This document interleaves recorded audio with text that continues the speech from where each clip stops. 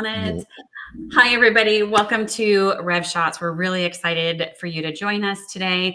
We're doing a special edition. Normally we go live on Fridays. However, we do have quite a few folks that we want to get on the show and some amazing experts joining us. So when we have a special edition, we do those on Thursdays, and that's what we're doing today. So thank you for joining us.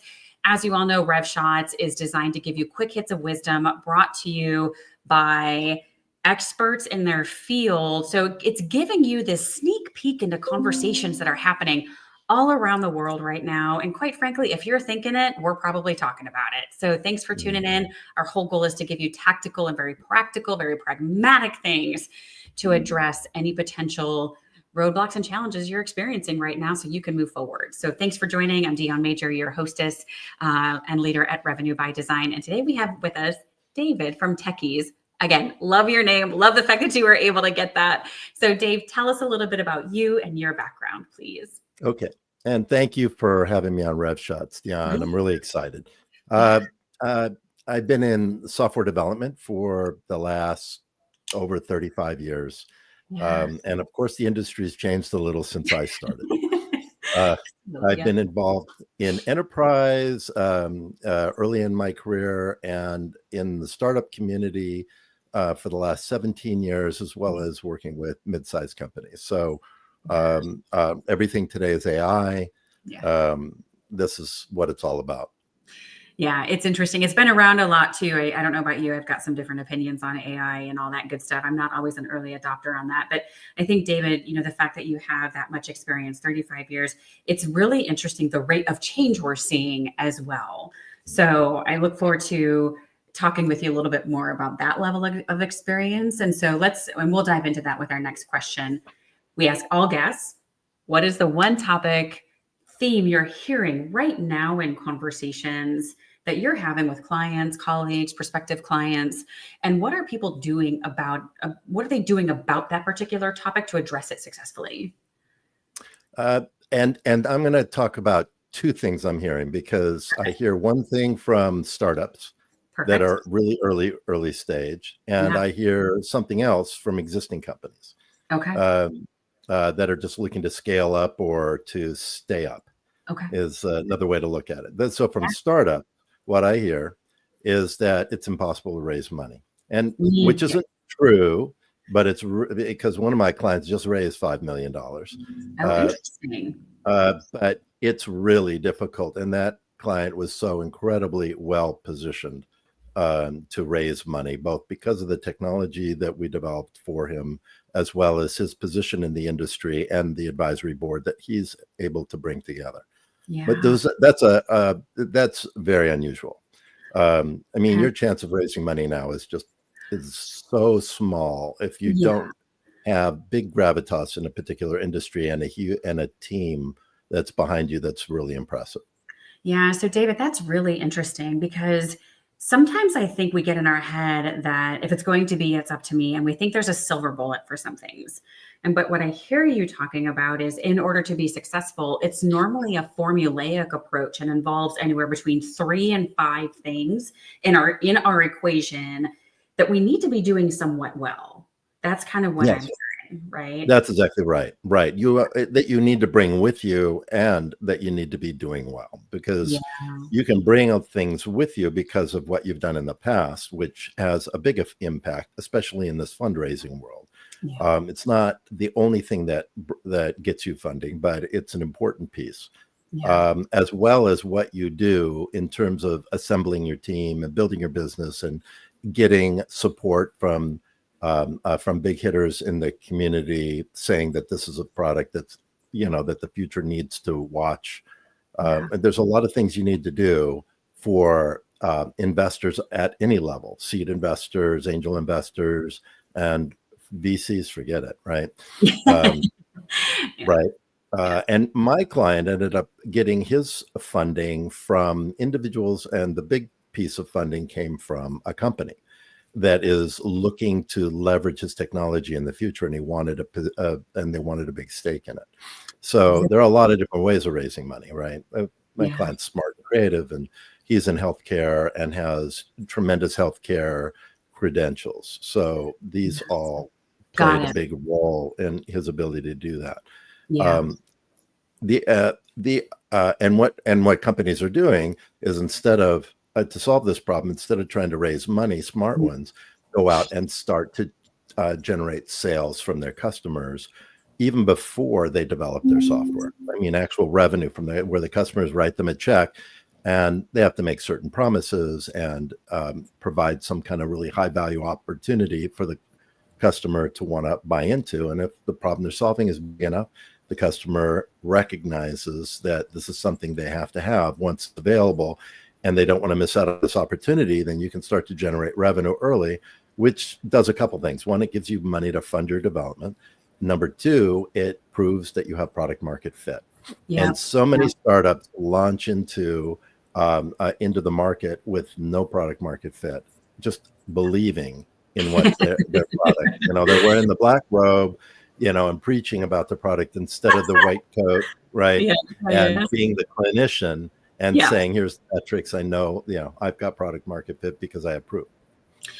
David, what you're talking about is so fascinating because it feels like, and it seems like, and the data tells us, and it's amazing when those three things come together, right? Mm-hmm. When thought, feelings, and emotions are in alignment, we should probably pay attention.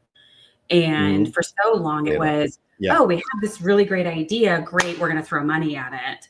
And it's almost one of those, I think it's a good thing that has stopped, because I'm a firm believer in trying and actually having some sort of idea and foundational and framework and results at the end of the day before you kind of, like, you have to align thoughts, feeling, and actions before you get investment. Right. I totally agree. And if you want to build a sustainable growing business, you do. Yeah. If you want, and investment, these investment things go in cycles. I don't know what it's 5-7 years cycles. Like, we had the .com bubble where everybody was throwing money at anything on the internet in the late 90s. And then in 2000, that came crashing down. Right. Yes. And then we had payment systems and Web 2.0 and cryptocurrency stuff, right? All of these different cycles. And now it's AI, or recently it's been AI. And 2 years ago or 3 years ago, if you had .ai at the end of your URL, you could probably raise money even without telling people what the AI was for, right? I mean, there was a period of time where there was a lot of money being thrown at AI things. Yeah. I'm exaggerating just a little bit, but not that much. But not that much at the end of the day. No, that's there's some really interesting things. People were impressive, and they were articulate, and they had a good pitch deck. They could raise, a lot of them raised money really early in the AI, before or when So that was before, right? That cycle's not here now. People are investing big time in AI, but you got to have proof. You've got to have 2 or 3 AI PhDs and a really focused business plan. So it's not the same as it was 3 years ago. No, and I think that's a good thing, right? So to that point, David, how are you seeing folks, I would say startups and established organizations, what are they doing to kind of turn that corner and manage some of that change management and expectation of the customer, right? And investors? That's kind of a big question. Right. So, yeah, it was funny. I was just listening to a podcast where they were talking about product management. Okay. And one of the things that they talked about was that startups, as well as existing companies, they focus on too many initiatives. They get excited about a lot of, like right now it's AI chaos, trying to figure out how to implement AI in your organization, or if people are already using it, where to focus the effort. If you've got a product, it's about you've got product feature chaos, where you're trying to build everything for everybody instead of focusing on one problem and making sure that problem that there are people that that are struggling with that problem, that have a very high perceived impact, not real, but perceived impact, because that problem affects them. They're afraid of it. It's going to ruin their career. It's going to tank their business. Their competitors are going to eat them alive. Whatever that thing is, that's the perceived impact because of this problem. And on the other side, you can quantify the cost of that problem as well, where the cost is high, because you want both those things high, right? High perceived impact, because that's what it takes to get people to hear you when you're talking about the problem. Absolutely. And a high cost, because then you can charge a lot for your product, right? I mean, if you got a high impact but very low cost, then it's hardly worth making the investment in the product. If you've got a really high cost, but they feel like, yeah, everybody struggles with this problem in our industry, so what? Then you're not going to get their attention when you talk about the problem. Yeah, that is so true. So true, David. And so with that, how are you seeing folks, one, kind of execute that activity? Because I think getting people to realize there's power in one. There's power in doing one thing at a time really well. And this is really funny because entrepreneurs in general are a bit ADHD, right? So getting them to right. Yeah, we should do more. Let's do any 5 things. Yeah. Right, exactly. Getting us to focus on one problem and really drilling into it and addressing it and mitigating it completely. It's hard for us to operate like that. So, but all the most successful startups do this incredibly well. So for how do they do it? Well, if I'm involved, it's usually because I have them in a half Nelson. But accountability partner. So I just say, are you wearing, when you're talking about your product, or you're talking about your direction of your company, or you're talking about how you're going to execute and prosecute your business, are you wearing the black robe or the white coat? Are you being clinical about this, like somebody who's in a lab experimenting, where you've got a hypothesis and now you got to go through the testing and proof? That's number one. And are you really streamlined and focused in how you're executing on that one thing? And you're not like the mad professor who's got 10 different blackboards, and every one of them has a different math formula on it. Right, because you don't get anywhere that way. As a startup, you get there because you find one thing to focus on. You prove you've got product market fit on the solution that you're coming up with, but don't be in love with the solution. Be in love with the problem. Be in love with your customers, and spend as much time in front of customers talking about their problems, not how you're going to fix them. And that's how you really narrow in on the thing to focus on, and the messaging to get their attention when you're talking to new ones. Yeah, I love that, David. One of the exercises we take folks through is this identify, specify, testify.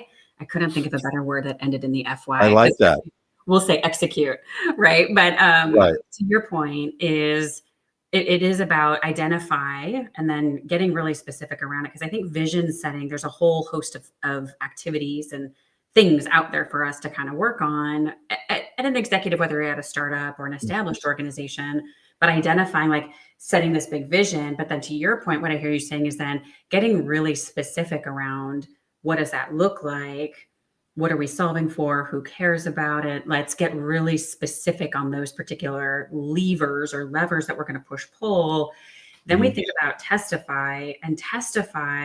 Some people have an allergic reaction to that word, but it's really about declaring the truth in something. Right. And so as we start testifying, and it's really about that execution and going from there. So it's the discipline to do those things at the end of the day. That's kind of the framework that we help people work in.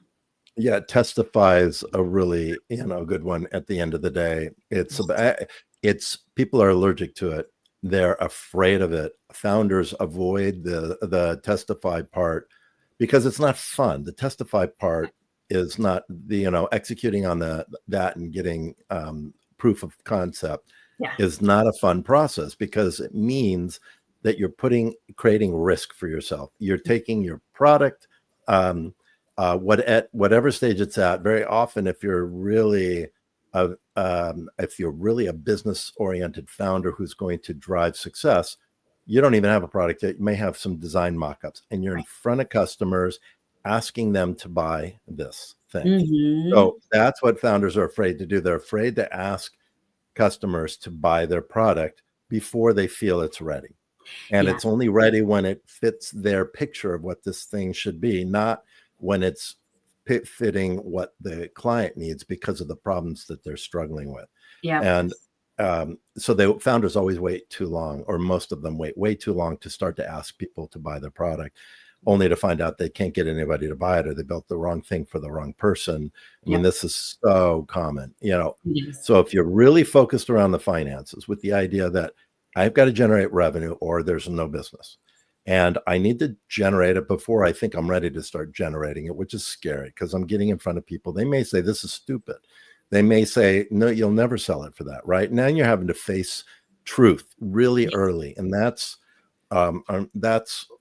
the founders that do that and aren't afraid of that, they're the ones that consistently find success, way to successful path. Yeah. Of course, you got Go and ahead. then you got the other, just real quick, and then you've got the other end of the spectrum where somebody's got this fantasy idea for a product, like the next Facebook, for example, right? Yeah. Maybe they do, but this is 1 in a million or 1 in 10 million or whatever, so the odds are pretty low. Yeah. And then they're going to build it, and they're going to get this. They're not even going to worry about revenue because they're going to get mass adoption. They'll have an advertising model, right? Yeah. And those fail. I mean, 99.9% of the time. Yeah. It's so true, David. And it's really interesting to hear because it's the same problem in a different lens. Yeah. Because we're talking about literally getting really specific around the identified, perceived, potential, or real solution. Mm-hmm. Because there's effort behind it. There's effort. There's the willingness to kind of be vulnerable, to use that term, to say, hey, I need to go get feedback on this at the end of the day. And how do people get there? How do they get where exactly? Past the vulnerability? Past the holding on to their idea so much that they're going to sink with it versus I have this idea, but you know what? I'm going to test and measure the viability of this, and here's how I'm going to do it. How do people make that evolution in mindset? Basically, because they run out of oxygen because I haven't been a half marathon. Okay. Okay. No, I've worked with so many founders that start. You're right.